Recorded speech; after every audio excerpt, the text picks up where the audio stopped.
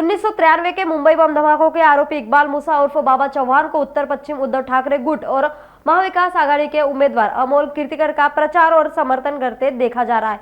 इस पर भाजपा प्रदेशाध्यक्ष चंद्रशेखर बावनकुळे ने उद्धव ठाकरे पर निशाना साधा है। याकूब की कब्र, औरंगजेब की कब्र, टीपू सुल्तान की कब्र का सौंदर्यीकरण उद्धव ठाकरे सरकार के दौरान बड़े पैमाने पर हुआ और अब आरोपी द्वारा उबाटा ग्रुप का प्रचार किया जा रहा है, जो सीधे तौर पर मुंबईकरों की जान ले रहा है। एक विशिष्ट समाज के वोटों के लिए उद्धव ठाकरे लाचार है, ऐसा निशाना बावनकुळे ने साधा।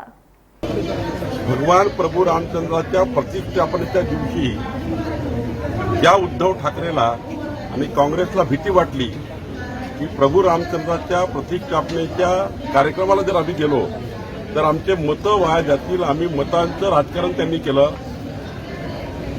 एक विशिष्ट समाजाचे मतं मिळणार नाही, राम मंदिराच्या कार्यक्रमाला गेलो तर इथपर्यंत ते लपाछपी करतात।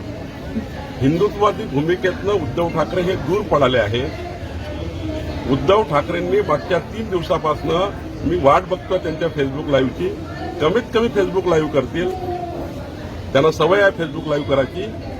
विजय वडेट्टीवार यांनी अजमल कसाबला समर्थन करणे, पाकिस्तान फेवरच्या विषयाला समर्थन करणे आणि अजमल कसाबच्या गोडीतनं हेमंत करकरेंची हत्या झाली नाही असं बोलणे हे उद्धव ठाकरेंना मान्य आहे का? शहीद हेमंत करकरेंचा केलेला अपमान उद्धव ठाकरेंना मान्य आहे का? अजूनही उद्धव ठाकरे बोलत नाही। याचा अर्थ उद्धव ठाकरे हे काँग्रेसच्या विचाराशी सहमत झाले। उद्धव ठाकरेंना हे मान्य आहे की विजय वडेट्टीवारनी केलेली टिप्पणी त्यांना मान्य आहे असं दिसतं आहे आणि त्यामुळे उद्धव ठाकरे हे राम मंदिरच्या कार्यक्रमाला जाऊ शकले नाही। वडेट्टीवारनी केलेल्या अजमल कसाबच्या जे स्टेटमेंट आहे त्याला त्यांचं उत्तर आलं नाही। उद्धव ठाकरे हे उदयनिधी स्टालिननी हिंदू सनातन धर्म संपवण्याची भाषा केली त्यावर बोलत नाही।